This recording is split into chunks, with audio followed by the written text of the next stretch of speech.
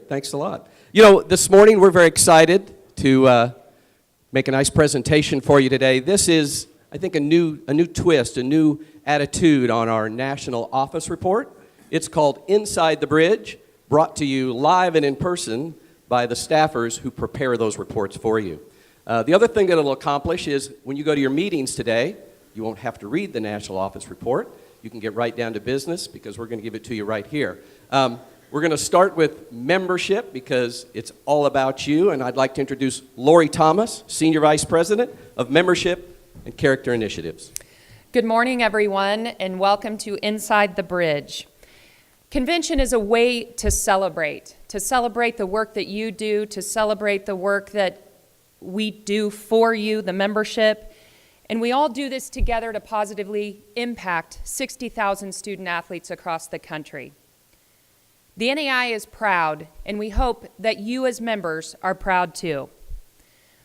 I want to share some significant facts that we want to thank you, our members, for bringing some great statistics to this organization. 60% of our institutions are recognized in the best colleges in those rankings. 15 for best liberal arts, 142 for best regional universities.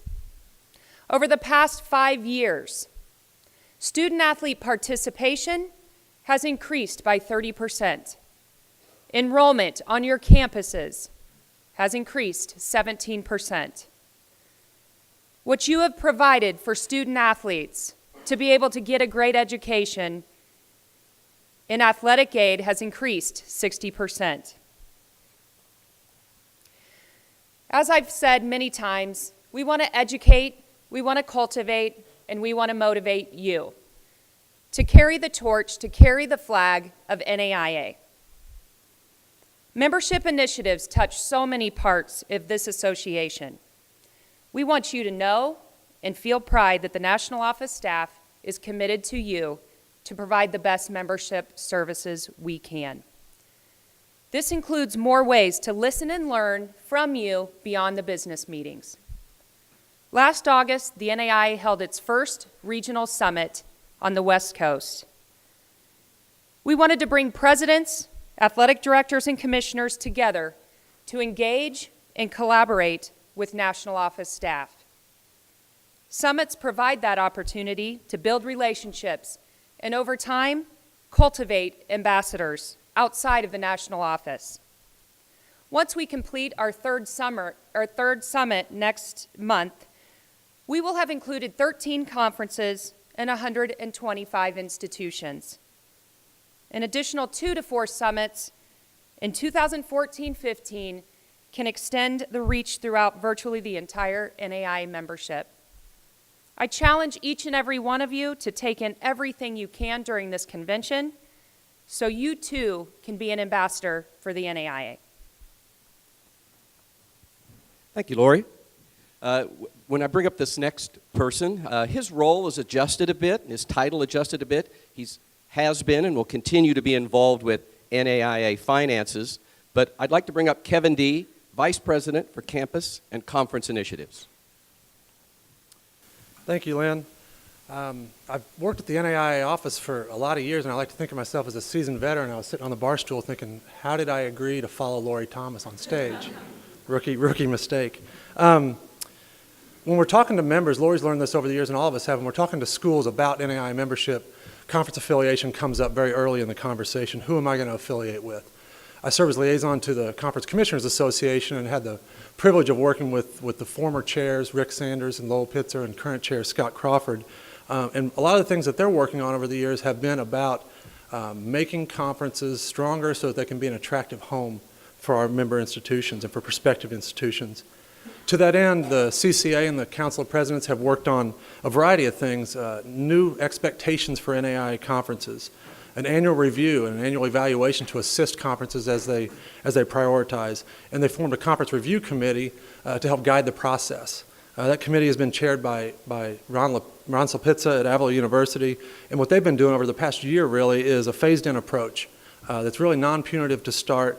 It's focused on consultation, the sharing of best practices, and at the end of the day, sharing of outcomes. Here's what we've done as a conference, and sharing some of those ideas, and here's what we accomplished through those initiatives.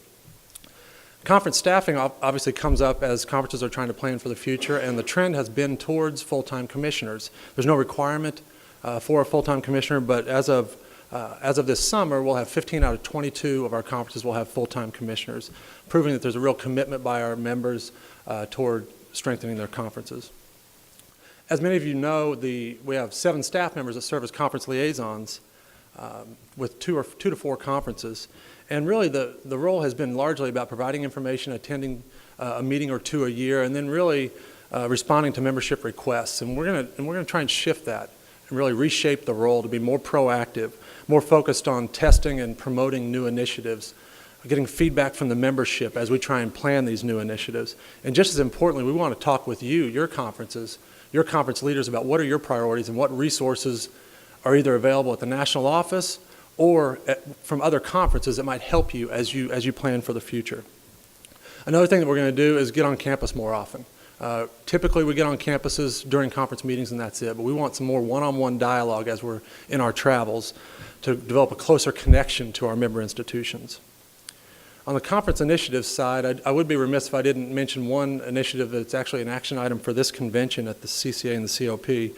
And it's a proposal to partner with Arbiter Sports, an officiating software company that many of our conferences use today. And it was approved yesterday, I'm glad to announce, by the Conference Commissioners Association. And the idea is all of our officials will register through Arbiter and receive some basic training on the NAIA philosophy, have access to NAIA and NCAA educational materials for those that don't already have them. And really, probably as important as anything is creates the opportunity to financially invest in the officiating world. We don't really connect with the officials in a great way from a national perspective. We'll be able to hire somebody full-time with these revenues who can be paying attention to rules changes and things of that nature. And the thing I'm most excited about is this gives us a tool to truly measure conduct on the field. Right now, the only metric that we have is ejections, and that only tells part of the story. So we'll have an evaluation tool where we can assess and potentially improve conduct on the field. The ejection numbers are not where we want them to be. Fighting and disrespect are prevalent. So this gives us the opportunity to not only improve officiating and consistent officiating across the board, but the opportunity to improve conduct by players, coaches, and fans. And in my mind, that's where we need to be living. We've got to make NAIA competition look different. As Lynn said, this staff reorganization that occurred recently has created a new team of campus and conference initiatives. And Chesney Allen, who many of you know from her legislative services work, will be still involved in that role on a limited basis, but will be focusing most of her time, as I will, on campus initiatives. How can we drive more value to you as member institutions? We spent the last 6 weeks visiting with ADs and presidents, in some cases finance officers, to ask a variety of questions just to gain valuable insight into athletics departments and how you operate. Some of the questions that we're asking are, what are the benefits of athletics to your institution? Are there things that we could be doing or that your conference could be doing to help drive more benefit, to help enhance those benefits? Secondarily, what's the promise to your student athlete? And are there things that we could be doing to support that promise and help deliver on that promise? And probably more broadly, what could we be doing to better drive value to our members? What benefits could we be providing as a national office? Plenty more to come on the campus initiatives front. We're going to need your insight, and we'll be calling on many of you to ask some of those same questions. We need your candid feedback. We need to make sure that we are thinking about how we can enhance the value proposition of NAIA membership, potentially adding initiatives that we're not even thinking about today. So really it's twofold. From the conference standpoint, continue to strengthen our conferences, make them attractive to prospective institutions, and we're going to reshape the conference liaison role. From the campus perspective, it's about assessing and improving our current membership service, connecting more closely with the membership through campus visits, and providing new and different products and services to our members. And the overriding goal, as it always has been, is to make the NAIA and your conferences something you can't do without. And we look forward to doing just that with you. Thanks, Kevin. When you came up, we mentioned that you're still involved with finances, and I think you've got some great news to report. We do, and I believe there are some handouts at the back that give the financial report from the last fiscal year, which ended June 30 of last year. But we do have a great story to tell. Since Jim's been involved at the NAIA, our finances have just continued to improve. We've got a surplus. 11 of the last 12 years, we've had a surplus on the NAIA side. The Eligibility Center has done what we thought it could do. In addition to all the benefits, consistency and accountability on the eligibility side, it's able to drive about $200,000 net revenue every year. And then these new initiatives, including Arbiter, have the opportunity to create additional resources so that we can do things on your behalf. We talked with the commissioners yesterday about using some of the net revenues from Arbiter to do something else that's important to them in addition to investing in the officiating community. So yeah, we still have a great story to tell financially, and we hope that it continues to get better. Thanks a lot. Thank you. I'd like to bring up Jamie Adams, manager of Championship Sports.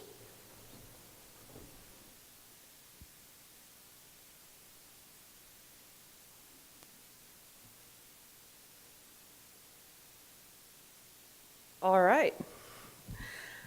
I have the privilege of working with the best in the NAIA, our national award winners, thanks to my role as the liaison to the NAC Awards and Statistics Committee.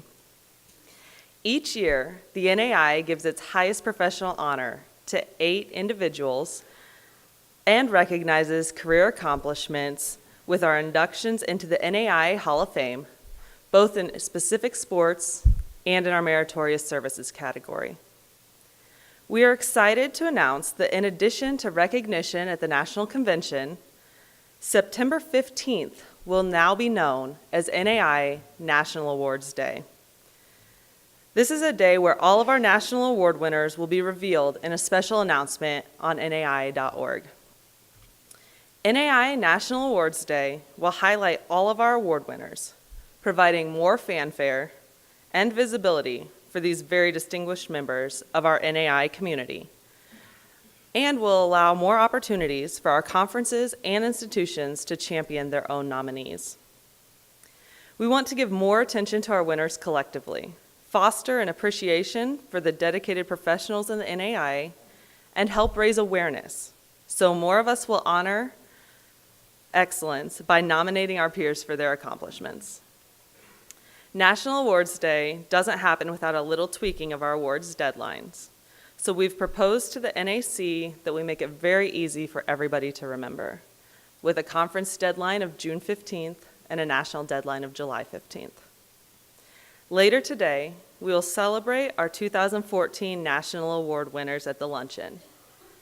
I hope you'll be inspired by their stories, and I invite you to start thinking of a worthy colleague or student athlete to nominate for next year's NAIA National Awards Day.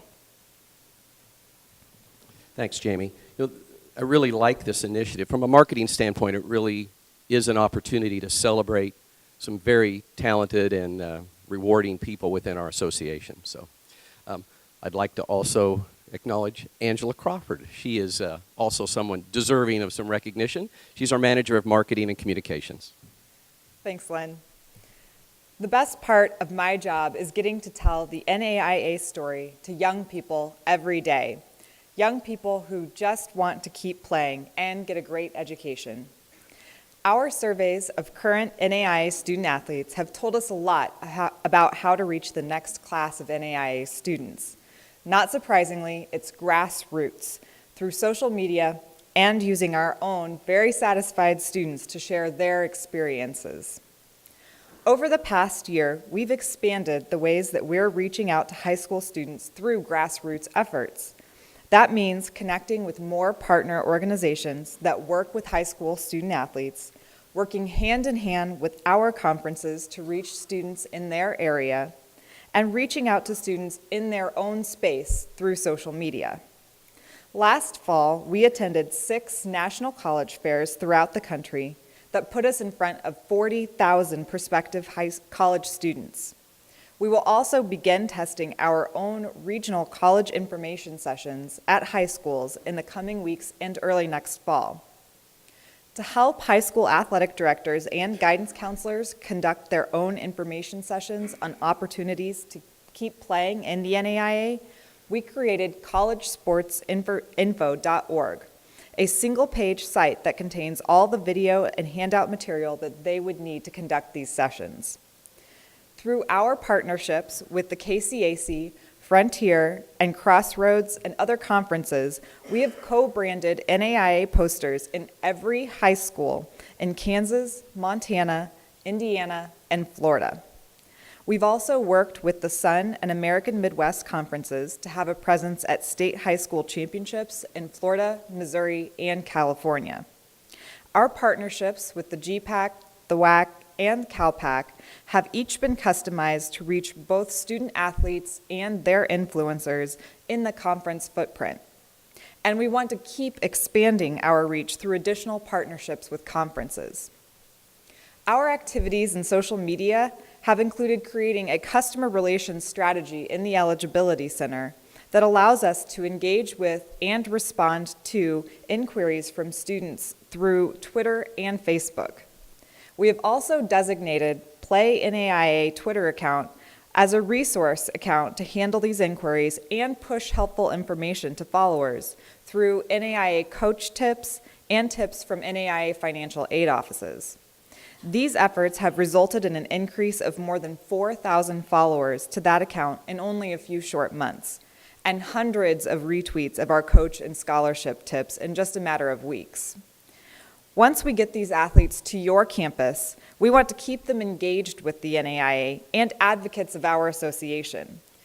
One way that we are focused on creating more opportunities to do this with NAIA student athletes is through a new paid summer internship program at the national office that will only be available to NAIA student athletes. We have a career fair coming up on April 24th to interview students interested in these internship opportunities, as well as those interested in any of our full-year internships or Eligibility Center seasonal positions. Your students can find out more about this career fair by visiting the careers page of NAIA.org. I'm looking forward to another year where I get to continue to share the NAIA's story with prospective student athletes.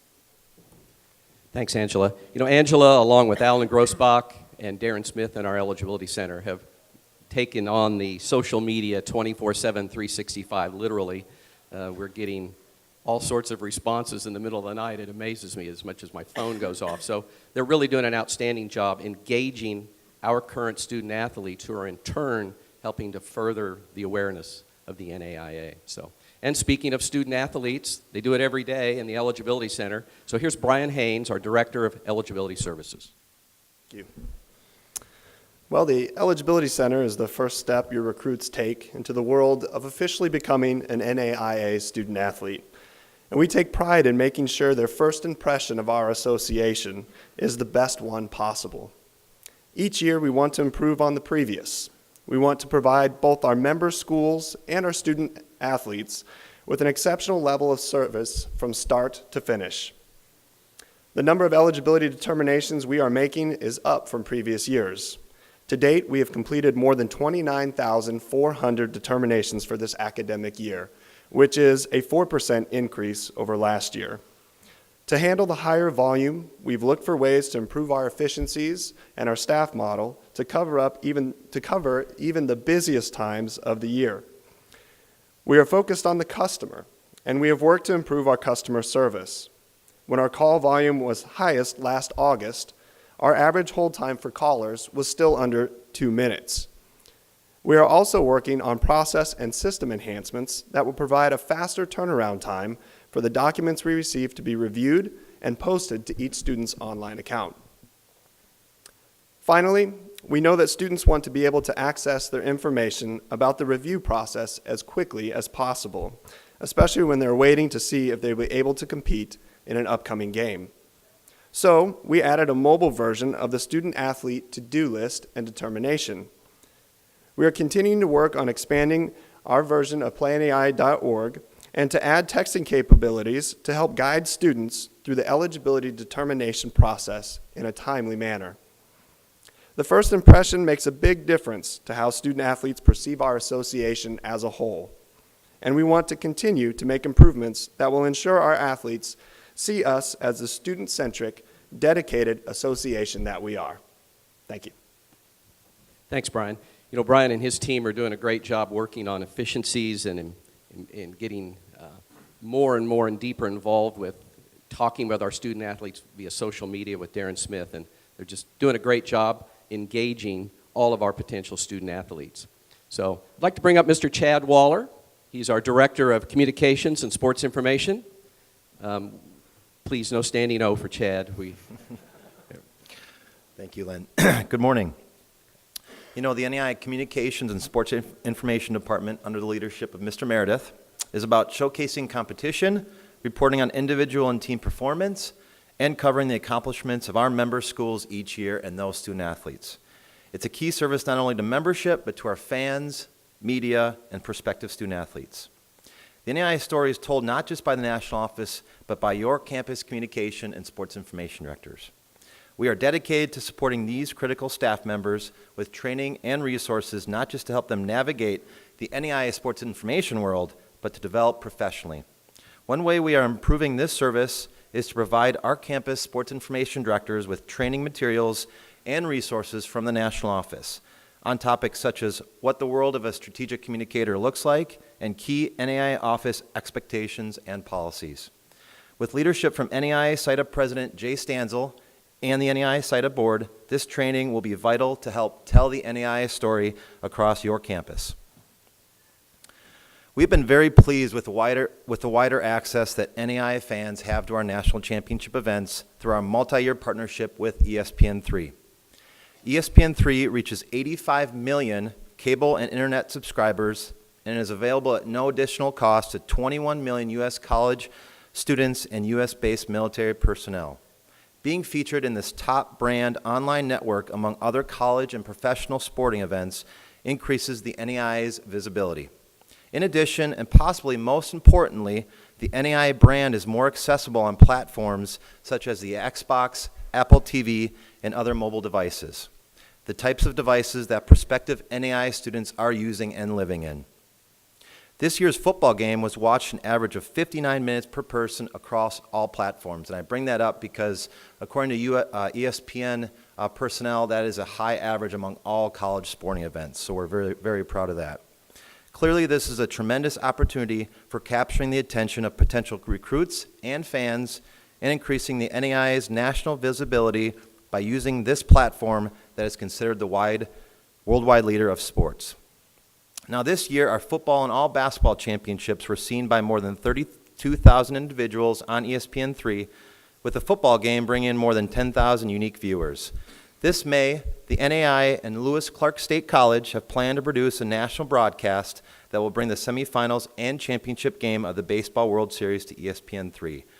Now, we want to continue to grow this partnership with ESPN3 to be able to deliver even more events in the NAIA National Championships to all of our fans across the country. To complement ESPN3's coverage, the NAIA has again utilized the New Lion video streaming platform to stream live 17 of 18 national championships this past year. We're also creating more energy and publicity for our sports through weekly preview and recap shows during the regular season. Our live national championship selection shows have been extremely popular.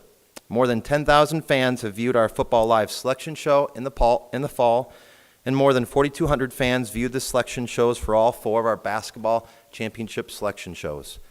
Watch for softball and baseball championship selection shows coming up this spring. Finally, this past year, we have taken a more strategic approach to social media that Angela mentioned that has expanded our reach and engagement with membership, student athletes, and fans. In the fall, our Game of the Week contest on Facebook for football and volleyball resulted in more than 1,000 new fans to our Facebook page and the highest reach beyond our own page's fans that we saw in the past year. One contest alone through Facebook sparked a reach of more than 36,000 users in a single day. One of the greatest successes was the 500,000 views to date of the winner of our Slam Dunk Champion during the Division I Men's Basketball National Championship. The media picked up on that video as well, and stories were published online and aired on television over the next several days in more than 75 different media sources. The potential viewership of the online articles alone is more than 53 million, and that doesn't include coverage from the likes of ESPN and the Bleacher Report. The attention that our student athletes and the NAIA gets from the events like this put the NAIA certainly on the map. We will continue to build on this momentum created this past winter and fall championship seasons and provide more access, great content, and coverage of NAIA sports that you can be proud of as members of this association. Thanks, Chad. You know, Chad's job is to cover and promote the championship events and many of the highlights from them. And it's this gentleman's job to actually put our championships on. And I know Mr. Eric Olson, and he's the director of championships. He and his staff do a fine job. He's going to tell you some more about it. Good morning. It's an honor to be here and share the successes of the championships over the past year with you. The NAIA offers opportunities every year to almost 10,000 student athletes to compete in a once-in-a-lifetime experience at a national championship. One of the ways we make this championship experience a memorable one is finding best-in-class venues available via our hosts for our events. Finding the right combination of location, facilities, accommodations, and host partners is our primary goal. Our staff actively markets NAIA national championships to prospective bidders so that we get the highest quality bids from convention and visitors bureaus, sports commissions, and host institutions. I'm pleased to report in this past year, we've executed contracts for football to be in Daytona Beach, Florida for the next 3 years, for men's soccer to be in Delray Beach, Florida for the next 2 years, to be co-hosted as well by Northwood University, and women's basketball to be hosted in Independence, Missouri, along with the co-host of William Woods University. And lastly, men's golf to be in Daytona Beach, Florida for the next 2 years, co-hosted by the Sun Conference. We're very excited about these locations, venues that our student athletes are going to compete in and over the coming years.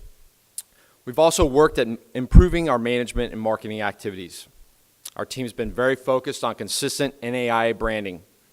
When people attend or watch our national championships, there should be no doubt in their mind that this is an NAIA event. We've created a branding hierarchy for our sport icons, our championship icons, and lastly, our event logos to create clarity about when an icon or logo should be utilized by our hosts. And we've worked with a credentialing company to update the appearance of our credentials and make sure that they're up to the NAIA standards. Our credentials now can be kept by a student athlete or a team attending our events as a keepsake of that event. This spring, we introduced 2 special student-focused events at the Division I Men's Basketball National Championship. We created the first ever NABC NAIA All-Star Weekend, which included a Division I versus Division II men's all-star game, 3-point and dunk contests, in which it brought 28 young men to Kansas City to participate. Rawlings sponsored these events and allowed us to provide each student athlete with their all-star uniform, their travel suit, and many more items to take away. These players were coached by NAIA Hall of Famers Al Waller and Don Meyer, and they got the all-star treatment while in Kansas City. The experience turned these athletes into ambassadors of the event, but more importantly, ambassadors of the NAIA. And I would like to ask you to take a look at some of the highlights from this all-star event.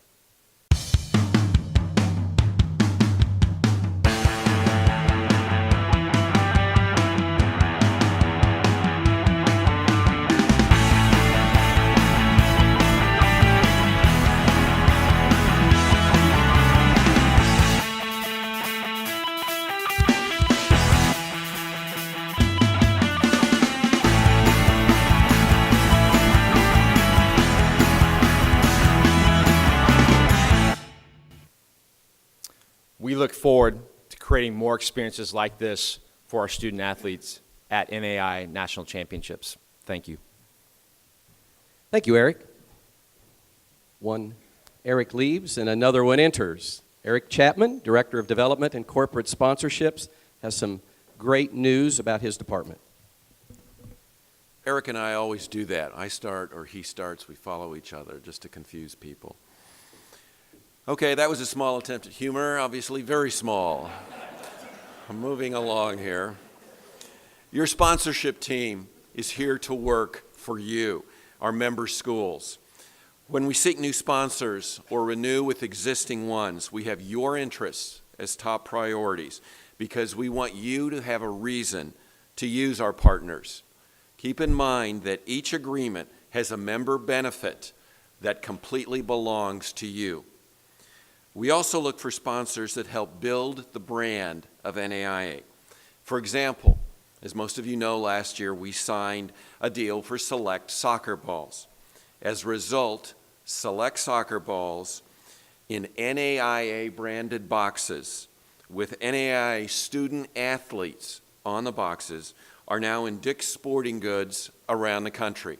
Also, Hibbett's Sporting Goods, if there's one near you.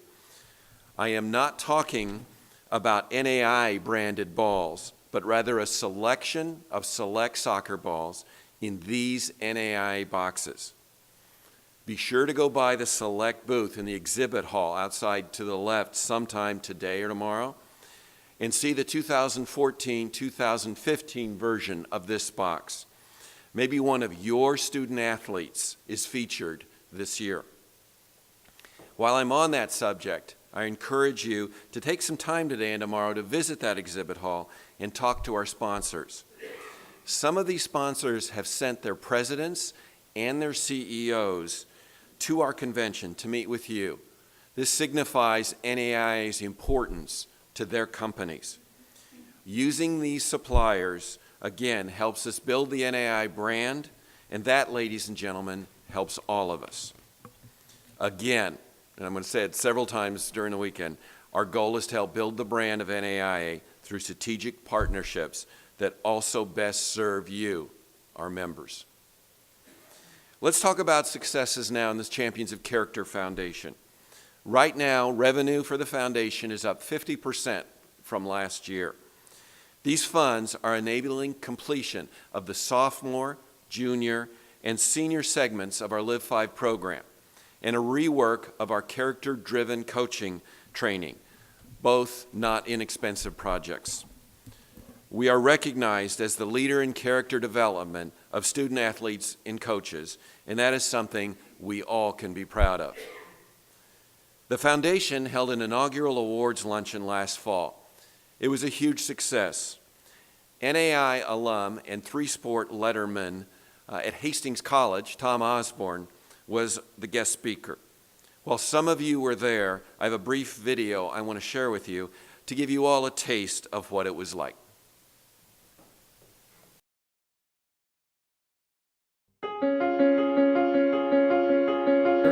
And I welcome you to the inaugural Champions of Character event. And we had a goal of about 500 people in our first year, and at about 700 we had to start turning people away. So thank you all for being here and being part of this first Champions of Character luncheon. Integrity, respect, responsibility, sportsmanship, and servant leadership.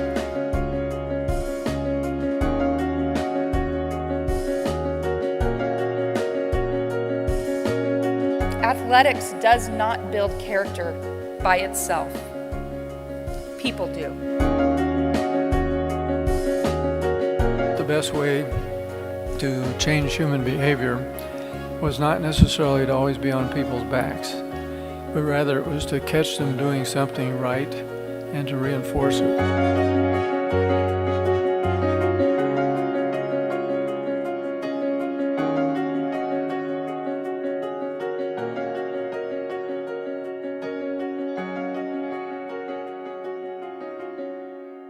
We are excited about this year's keynote speaker, which Jim will be sharing with you later today.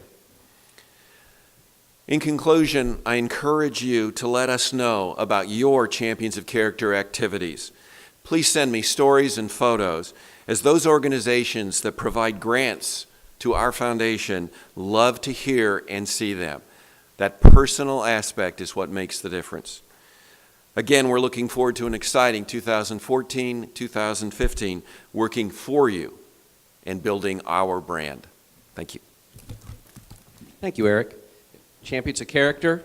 We're going to get it straight from the person who is in charge of that department, Ms. Kristen Gillette, Director of Champions of Character.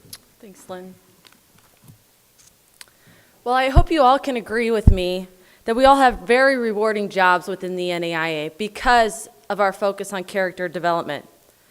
Character is what makes the NAIA unique, and it's exciting to see how our student athletes find ways to live the 5 core values on and off the field.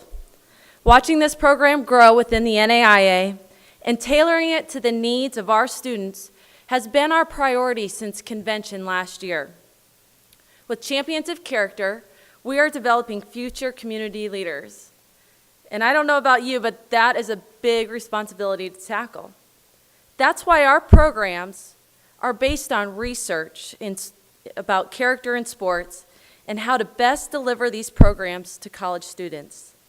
This past fall, we launched Learn to Live 5, an online character training for college athletes. It's another first of many in the NAIA history. You can be proud of that. In only 9 months, more than 17,000 athletes have taken the 20-minute course, and it continues to grow every day. I'd like to give a shout out to Vanguard's volleyball team who took it together in a computer lab. And how about Lawrence Tech, who was the winner of our Live 5 Challenge and was among 50 institutions that dedicated 1 month to have all their student athletes take the course. This fall, the next 3 courses in the 4-year program will be available, meaning that we will have a complete, concise, and consistent message that addresses the Champions of Character values and how they are applied each year as the student moves through their collegiate experience. Currently, we know it's you as the example that you set and the expectations you have of Champions of Character that guides your students. However, we want to continue to be innovators, so I would encourage you to have your students participate in the surveys associated with Live 5 that will be available this fall. This research is the largest collegiate character and sports study of its kind, and it will help assess multiple dimensions of character, team culture, and sport orientation variables that have been shown to predict character and moral behavior in sport.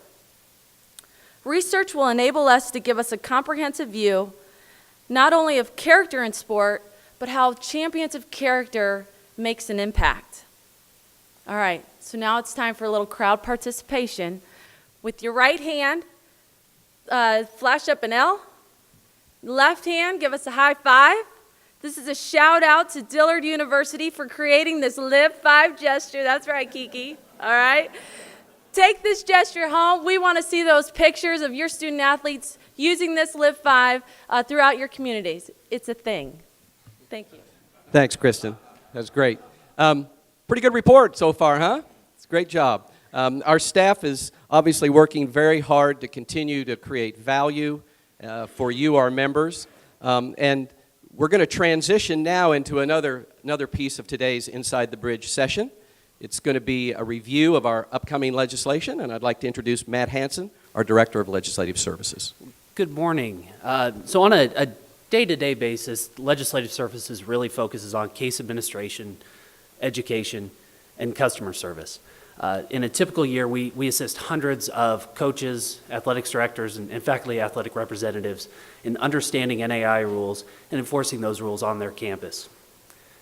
We provide support and guidance to administrators and athletic representatives and handle over 800 cases during a typical year. Not all of those cases come from the Sun Conference, but that is by far our most active conference when it comes to hardships, exceptions, not necessarily violations. But we do all this and work with coaches and administrators so that we can provide the best athletic and academic experience for our student athletes. After last year's convention, we launched the Legislative Briefs series, which is a regular attempt to put out weekly articles that help with rules interpretations and explanations. Today we have more than 250 subscribers to the Legislative Briefs e-news. But when we're here at convention time, our primary role is facilitating the legislative process. This year we have 2 at-large nominations to the National Coordinating Committee, 2 Constitution Amendment proposals, and 9 bylaws proposals. So in conclusion of the Inside the Bridge and staff portion of today's presentation, I'd like to go ahead and thank all of our speakers today. Go ahead and give everybody a big round of applause. I think this was a fantastic